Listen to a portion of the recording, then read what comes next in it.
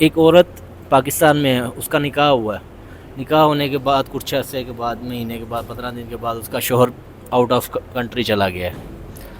وہ اب 2 سال ہو گئے ہیں، 3 سال ہو گئے ہیں، وہ شوہر آتا نہیں ہے، صرف فون پہ بات کرتا ہے کہ جی میری ماں کا خیال رکھنا، میں نے تم سے شادی اپنی ماں کے خیال کے لیے کی ہے۔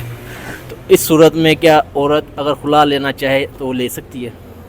خلا لینے کا جواز ہے عورت کے پاس، اتنی دیر تک اپنے خامند سے اپنے عورت سے خامند کا دور رہنا قطعاً جائز نہیں ہے۔